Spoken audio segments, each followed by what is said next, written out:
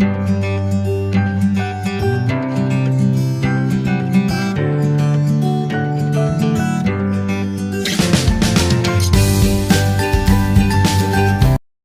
Students, welcome again. आज हम आपके साथ बात करने वाले हैं क्लास 10th की रिवीजन शेड्यूल के बारे में और कुछ और बेसिक जो चीजें हैं हमारी, जैसे सर पढ़ने के लिए बैठते हैं बट मन नहीं लगता, कंसंट्रेशन नहीं बनती, या जो हम लर्न करते हैं या पढ़ते हैं या क्वेश्चन सॉल्व करते हैं we forget at the time of examination, या कोई टेस्ट होता है स्कूल में तब भी हमसे कई बार वो क्वेश्चंस गलत हो जाते हैं जो क्वेश्चन हमने घर पे निकाल लिए थे। So will be discussing this in thorough. So पहले मैं आपसे बात करने वाला हूं how we can revise the whole syllabus in 20 days. 20 दिन के अंदर हम सारा सिलेबस कैसे रिवाइज कर सकते हैं। मैं इस पूरे सिलेबस को सबसे पहले will divide in 3 parts. One is easy, average और little difficult.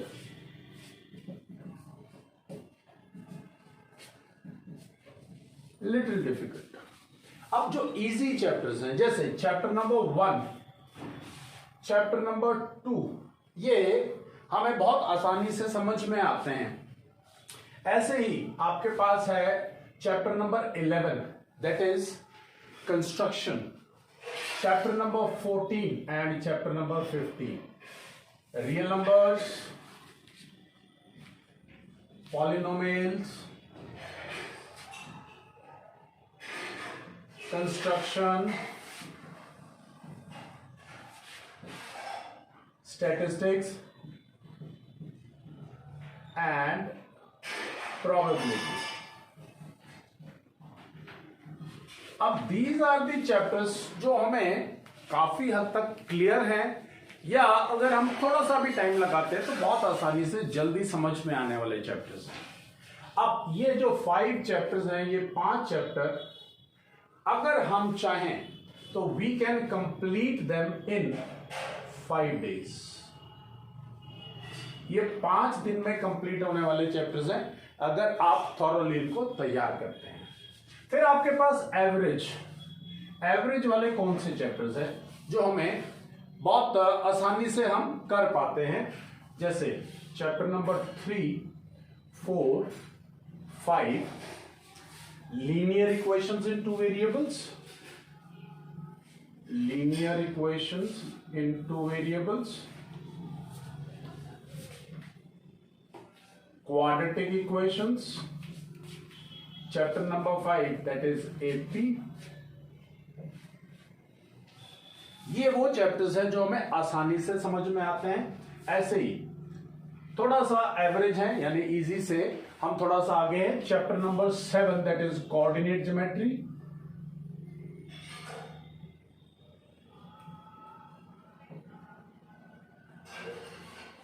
Chapter number 10th that is circles. ये 5 चैप्टर्स हैं। इन 5 चैप्टर्स को हम कंप्लीट कर सकते हैं 7 डेज। अब मैं 7 डेज क्यों बोल रहा हूं?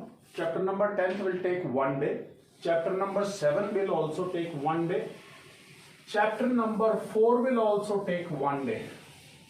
3 दिन ये इनके, 2 दिन ये और 2 दिन ये चैप्टर, तो 7 डेज के अंदर यू कैन कंप्लीट। नाउ अब जिनके अंदर थोड़ी सी प्रॉब्लम रहती है हमें, chapter number 6 that is triangles, chapter number 8 that is trigonometry, chapter number 9 that is application of trigonometry. ये 1, 2, 5 + 5 10 और ये 3 13। अब चैप्टर नंबर 1, 2, 3, 4, 5, 6 हो गया, 7 हो गया, 8, 9, 10, 11 हो गया। अब चैप्टर नंबर 12 और 13, इनमें थोड़ी थोड़ी सी डिफिकल्टी आती है, that is area related to circles, and chapter number 13 है आपके पास सॉलिड फिगर्स का वॉल्यूम एंड सरफेस एरिया। अब ये जो है आप ये यहां से डिलीट, 5 दिन इसके लिए, 7 दिन इसके लिए, और यहां पर आपके लिए मैंने रखे हैं 8 डेज। सो 20 डेज में आप ये कंप्लीट कर सकते हैं। अब ये 8 डेज कैसे हैं? ये दोनों चैप्टर मिलाकर के 2 डेज, क्योंकि ये इकट्ठे चलेंगे 2 दिन के लिए। ये चैप्टर नंबर 12 ये है 1 डे का। चैप्टर नंबर 13 भी जो है ये है आपके पास 1.5 डे। इनको भी मैं 1.5 डे कह लेता हूं, 1.5 डे। सो 3 दिन ये, 2 दिन ये, और 3 डेज मैं आपके इसके लिए दे रहा हूं। अब मैं 3 डेज क्यों दे रहा हूं इसके अंदर? बिकॉज इसमें 2 तो आपको थियोरम्स तैयार करनी है, और बाकी जो क्वेश्चंस हैं तो number of questions are little more, और थोड़ा सा टाइम लगता है ज्योमेट्री को लिखने के तरीके के अंदर। सो अगर आप इस तरीके से करें तो 20 डेज में एक सिंगल रिवीजन हो जाती है आपकी। और एक और बड़ी भारी प्रॉब्लम है कि हम टारगेट बना लेते हैं 20 डेज का, बट इसको इम्प्लीमेंटेशन वाला जो प्रोसेस है वहां गलती करते हैं। मैं अब आपको इम्प्लीमेंटेशन का प्रोसेस भी बता रहा हूं कि इनको करना कैसे है रिवाइज। हमने डेज तो डिसाइड कर लिया कि कौन कितने दिन के अंदर करेंगे। ये 1 डेज के हैं, सारे सब 1 डेज के हैं। यहां पर आपको मैंने बता दिया कुछ 2 डेज के हैं, कुछ 1 डे के हैं।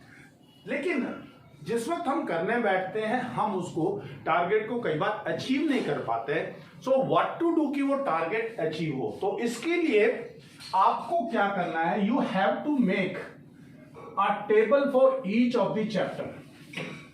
मैं अब आपको वो टेबल बता रहा हूं, हर चैप्टर के लिए आपने वो टेबल फ्रेम करना है टेबुलर फॉर्म के अंदर। सबसे पहले यहां पर आपने चैप्टर, जैसे मान लीजिए you are doing it for chapter number 1, chapter number 1, यहां पे आप लिखिए एक्सरसाइज। मान लीजिए 1.1 है आपके पास, 1.2 है, 1.3 है, 1.4 है, जितनी भी हैं आपके पास। यहां पर कंप्लीट या स्लैश इनकम्प्लीट, कंप्लीट है तो टिक और इनकम्प्लीट है तो क्रॉस लगाइए। फिर यहां पर आप लिखिए प्रॉब्लम्स। अगर मान लीजिए आपको किसी भी, जिस भी एक्सरसाइज में कर रहे हैं आप, किसी भी क्वेश्चन के लिए फॉर्मूला अगर आपने पीछे से यानी एग्जाम्पल में से देखा है या एग्जाम्पल को पढ़कर के आपने वो क्वेश्चन किया है, तो यू मेंशन कि मुझे ये प्रॉब्लम आई थी एक क्वेश्चन नंबर 2 में और एक क्वेश्चन नंबर 7 में, और यहां पर आप लिखने रिमार्क्स, मतलब क्या प्रॉब्लम्स आई थी। Not able to understand statement,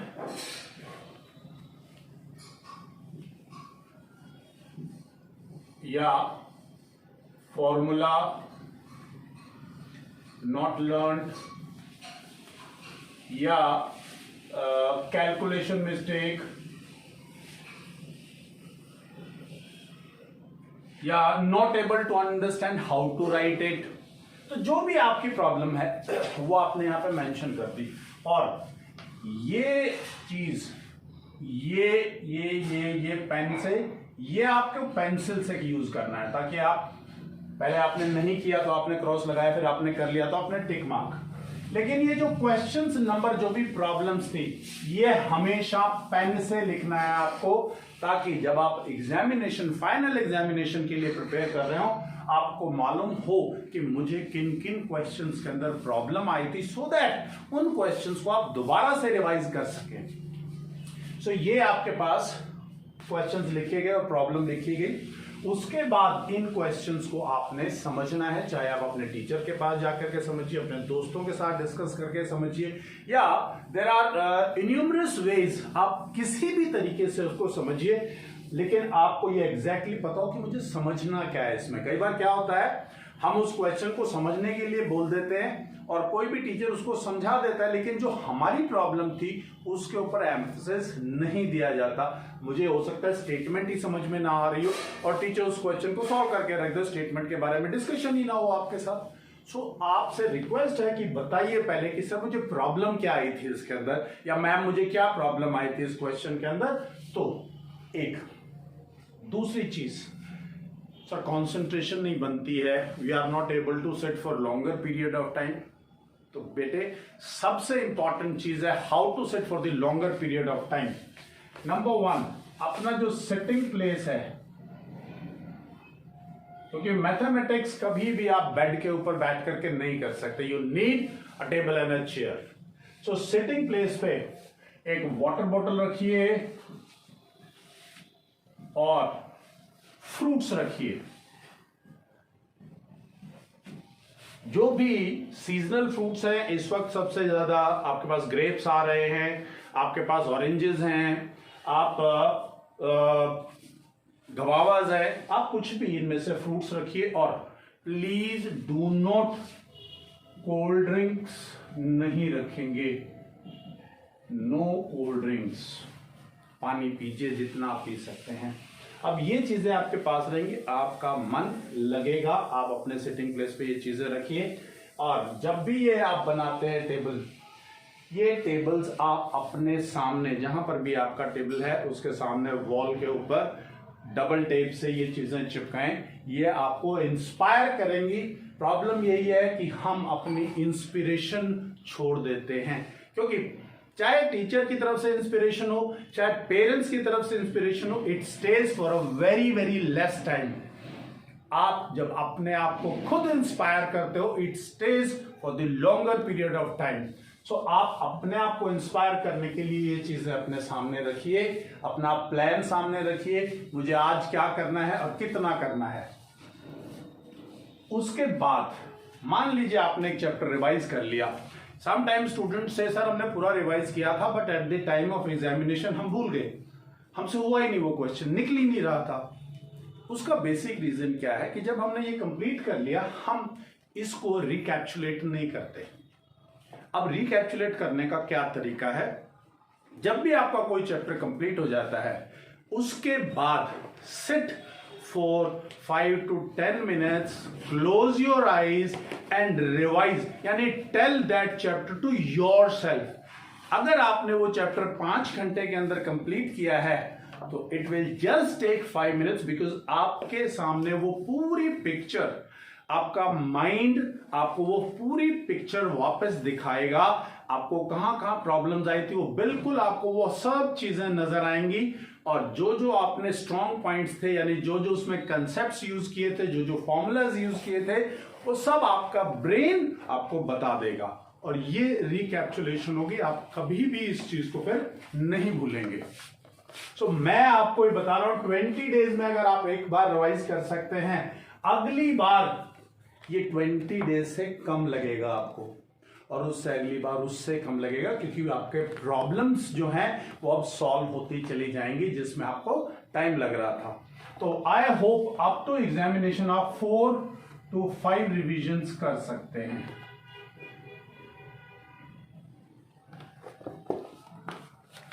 बहुत इजीली 4 to 5 रिविजन्स। आप सबसे पहले किसको रिवाइज करेंगे? अपनी एनसीईआरटी को। आप अपनी एनसीईआरटी को with examples, with all examples. और सबसे बड़ी बात, अब कई बार स्टूडेंट्स पूछ रहे हैं सर कौन सी एक्सरसाइज कट है, क्या सिलेबस में से कट है? तो उसका सबसे अच्छा तरीका क्या है? Go to cbseacademics.nic.in and write down the revised syllabus for 2020-21. Download that and have a hard copy. उसका प्रिंट आउट लेकर के अपने टेबल के सामने लगाइए अपने सिलेबस को, और मार्क कीजिए ये चीज मुझे क्लियर हो गई है, ये कंसेप्ट क्लियर हो गया, ये कंसेप्ट क्लियर हो गया। उसमें से मार्क करते चले जाइए विद द पेंसिल और विद पेन की मैंने ये कर लिया है, आई हैव डन इट।